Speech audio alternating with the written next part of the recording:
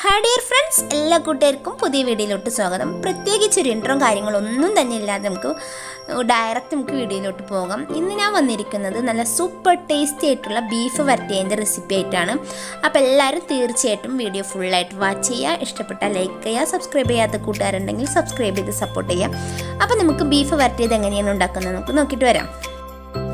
ഞാനിവിടെ 1.5 കിലോ ബീഫാണ് എടുത്തിരിക്കുന്നത്. അത് അത്യാവശ്യം നല്ല വലിപ്പമുള്ള കഷ്ണങ്ങളാക്കി നുറുക്കിയെടുത്തതിന് ശേഷം നന്നായിട്ട് കഴുകി വൃത്തിയാക്കി നമുക്ക് കുക്കറിൽ ആവശ്യത്തിന് മുളക് പൊടി, 1.5 കിലോ ബീഫിന് വേണ്ടിയിട്ട് ഞാനൊരു 3 ടീസ്പൂൺ മുളക് പൊടിയാണ് യൂസ് ചെയ്തിരിക്കുന്നത്. ഓരോരുത്തരുടെയും എരിവിനനുസരിച്ച് നമുക്ക് മുളക് പൊടിയിൽ മാറ്റം വരുത്താം. പിന്നെ ഒരു 1/4 ടീസ്പൂൺ മഞ്ഞൾപ്പൊടി, പിന്നെ വേണ്ടത് ആവശ്യത്തിന് ഉപ്പ് ചേർത്ത് കൊടുക്കാം.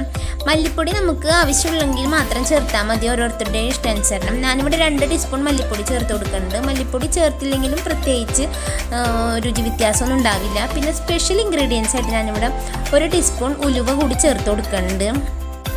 പിന്നെ അതിലോട്ട് നമ്മൾ കഴുകി വൃത്തിയാക്കി വെച്ച ബീഫും കൂടി ചേർത്ത് കൊടുത്തിട്ട് നന്നായിട്ട് യോജിപ്പിച്ചതിന് ശേഷം വെള്ളമൊന്നും ചേർക്കാതെ നമുക്ക് അടച്ച് വെച്ചിട്ട് ഒരു 6-7 വിസിലോട് കൂടി നമുക്ക് വേവിച്ചെടുക്കണം.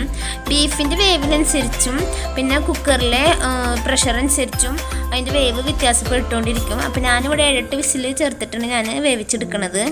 വെള്ളം യാതൊരു കാരണവശാലും തീരെ തന്നെ ചേർക്കാൻ പാടില്ല. അപ്പോൾ അത് പ്രത്യേകം ശ്രദ്ധിക്കുക. പിന്നെ അതിലോട്ട് വേണ്ടിയിട്ട് നമുക്ക് മസാലയിലോട്ട് ഉള്ളി, പിന്നെ അതുപോലെ വെളുത്തുള്ളി, ആവശ്യമുണ്ടെങ്കിൽ ഒരു സവാള കൂടി ചേർത്ത് കൊടുക്കുക. ഗൾഫിലോട്ടൊക്കെ കൊടുത്തു അയക്കാനുള്ളതുണ്ടെങ്കിൽ സവാള ചേർക്കേണ്ട ആവശ്യമില്ല. അതായത് ഗൾഫിലേക്ക് കൊടുത്തയക്കണമെങ്കിൽ നമ്മൾ ഉണ്ടാക്കി ഗൾഫിലേക്ക് പോണ സമയവും പിന്നെ അവിടെ ചെന്ന് പാക്കൊക്കെ തുറന്ന് എടുക്കുന്ന സമയമൊക്കെ കുറച്ച് ഡിലേ വരുമല്ലോ. അപ്പോൾ അതുകൊണ്ട് തന്നെ സവാള പെട്ടെന്ന് കേടാവും ചേർത്തിട്ടുണ്ടെങ്കിൽ. അപ്പോൾ നമുക്ക് ഗൾഫിലേക്കൊക്കെ കൊടുത്തയക്കുമ്പോൾ സവാള ചേർക്കണ്ട. അങ്ങനെ അത്യാവശ്യം നല്ല വേവോടുകൂടി പാകത്തിന് ഇറച്ചി വെന്ത് കിട്ടിയിട്ടുണ്ട്. അങ്ങനെ ഇറച്ചി വെന്ത് നമ്മൾ പാകം നോക്കുന്ന സമയത്താണ് ഇത്താത്തയുടെ മോന് ഒരു ആവശ്യമായിട്ട് വീട്ടിലേക്ക് കയറി വന്നത്. അപ്പോൾ അതിൽ നിന്ന് കുറച്ച് പോർഷന് എൻ്റെ ഉമ്മ ഇത്താത്താക്ക് കൊടുത്തയച്ച്. അപ്പോൾ നമ്മൾ 1.5 കിലോ ബീഫ് ഇറച്ചിയുടെ വരട്ടിയതല്ല കാണിക്കുന്നത്, 1 കിലോ ബീഫിൻ്റെയാണ് കാണിക്കുന്നത്. അപ്പോൾ ഉള്ളി എത്രത്തോളം കൂട്ടുന്നോ അത്രത്തോളം ടേസ്റ്റാണ്. അപ്പോൾ അതേ ഇൻഗ്രീഡിയൻസ് തന്നെയാണ് നമ്മളിവിടെ എടുത്തേക്കണത്. അപ്പം എൻ്റെ ഇത്താത്താക്ക് കൊടുത്തയക്കണ ആ വീഡിയോ ഉണ്ട് ഇതിൽ.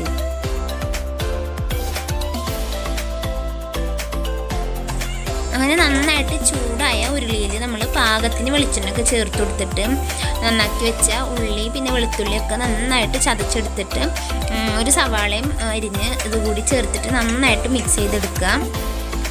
ഉള്ളി നന്നായിട്ട് പാകമായിട്ട് വരുന്നതിന് മുമ്പ് തന്നെ നമുക്ക് വേപ്പില ചേർത്ത് കൊടുക്കാം. പിന്നെ അതിലോട്ട് ഇഞ്ചി വെളുത്തുള്ളി പേസ്റ്റ് ചേർത്ത് കൊടുത്തിട്ട് നന്നായിട്ട് ഇളക്കി യോജിപ്പിക്കുക. അതിൻ്റെ ഒരു പച്ചമണം മാറി വരുമ്പോൾ ഈ മസാലയിലോട്ട് ആവശ്യമായ മുളക് പൊടി, പിന്നെ അതുപോലെ തന്നെ മഞ്ഞൾപ്പൊടി, ആവശ്യമുണ്ടെങ്കിൽ മല്ലിപ്പൊടി ചേർത്ത് കൊടുക്കുക. ഞാനിവിടെ മല്ലിപ്പൊടി ചേർത്ത് കൊടുക്കുന്നുണ്ട്.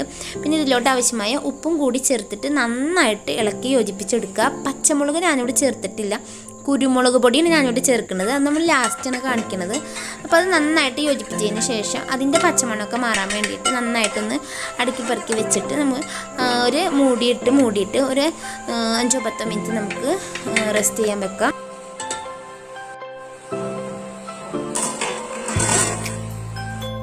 അങ്ങനെ ഒരു 10 മിനിറ്റിന് ശേഷം തുറന്ന് നോക്കുമ്പോൾ ഇതുപോലെ നന്നായിട്ട് വെളിച്ചെണ്ണയൊക്കെ തെളിഞ്ഞ് നല്ല പാകമായിട്ടുണ്ടാവും മസാല. അപ്പോൾ അതിലോട്ട് നമുക്ക് വേവിച്ച് വെച്ച ഇറച്ചി കൂടി ആ വെള്ളത്തോടുകൂടി ചേർത്ത് കൊടുക്കാം. അതായത് വേവിക്കുമ്പോൾ ഇറച്ചിയിൽ തരി വെള്ളം ചേർത്ത് കൊടുക്കാൻ പാടില്ല. വെന്ത് കഴിയുമ്പോൾ ഇതുപോലെ അതിൽ പാകത്തിന് വെള്ളം ഉണ്ടാവും. അപ്പോൾ ആ വെള്ളം കൂടി ചേർത്ത് കൊടുത്തിട്ട് നന്നായിട്ട് ഇളക്കി യോജിപ്പിച്ചെടുക്കുക. ഇതിപ്പോൾ നമ്മൾ ഒരു 10 മിനിറ്റ് വേവിച്ചിട്ടുണ്ടെങ്കിൽ സാധാരണ ഇറച്ചിക്കറി പോലെ യൂസ് ചെയ്യാം.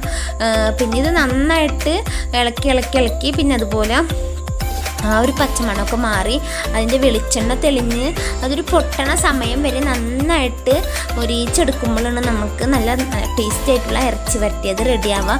അപ്പോൾ നമുക്ക് ഒരു 10 മിനിറ്റ് അടച്ചിട്ട് പിന്നെയും തുറന്ന് നന്നായിട്ട് ഇളക്കി കൊടുക്കുക. അങ്ങനെ നന്നായിട്ട് ഇളക്കി എടുക്കുമ്പോഴാണ് ഇതുപോലെ നല്ല പാകമായിട്ടുള്ള ഇറച്ചി വരട്ടിയത് റെഡിയാവുക. ഈ സമയത്ത് അത് റെഡി ആയിട്ടില്ല, ഒന്നും കൂടി നന്നായിട്ട് അടച്ചിട്ട് വേവിക്കേണ്ടതുണ്ട്. ഇങ്ങനെ വരട്ടിയെടുക്കുന്ന സമയത്ത് ഫ്ലെയിം എപ്പോഴും സ്ലോ ആയിരിക്കാൻ പ്രത്യേകം ശ്രദ്ധിക്കണം. അടി കരിഞ്ഞു പോവാതെ നന്നായിട്ട് ഇടയ്ക്കിടയ്ക്ക് ഇളക്കിക്കൊണ്ടിരിക്കണം. അപ്പോൾ ഒരുവിധം നന്നായിട്ട് പാകമായിട്ടുണ്ട്. ഇതൊന്നുകൂടി നമുക്ക് മൊരിയുന്നുണ്ടെങ്കിൽ ഇതുപോലെ നന്നായിട്ടൊന്ന് ചിക്കിട്ടതിന് ശേഷം നന്നായിട്ടൊന്ന് മൊരിച്ചെടുക്കുക.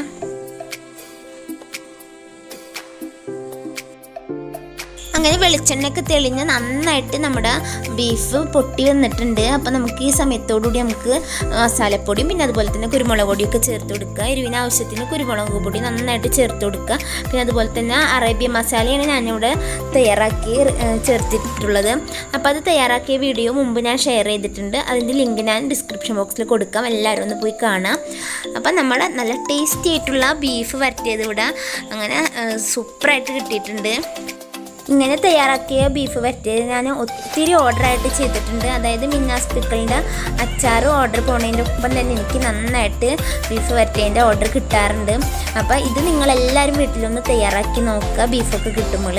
അപ്പോൾ നല്ല ടേസ്റ്റി ആയിട്ടുള്ള ബീഫ് വരട്ടിയത് ഞാനിവിടെ റെഡി ആക്കിയിട്ടുണ്ട്. നല്ല പാത്രത്തിൽ നല്ല ഭംഗിയായിട്ട് വിളമ്പാം. നല്ല അടിപൊളി പത്തിരിയും പിന്നെ അതുപോലെ തന്നെ നെയ്ച്ചോറൊക്കെ ഉണ്ടെങ്കിൽ സൂപ്പറായിട്ട് കഴിക്കാൻ പറ്റിയതാണ്. പിന്നെ അതുപോലെ തന്നെ കട്ടൻ ചായയുടെ ഒപ്പം കഴിക്കാനൊക്കെ വളരെ ടേസ്റ്റാണ്. അപ്പോൾ തീർച്ചയായിട്ടും നിങ്ങൾ ഉണ്ടാക്കി നോക്കുക. വിലയേറിയ അഭിപ്രായങ്ങളൊക്കെ കമൻ്റായിട്ട് തരിക. അപ്പോൾ നെക്സ്റ്റ് വീഡിയോയിൽ നെക്സ്റ്റ് റെസിപ്പി ആയിട്ട് വരുന്നത് വരേക്കും താങ്ക്സ് ഫോർ വാച്ചിങ്. ബൈ.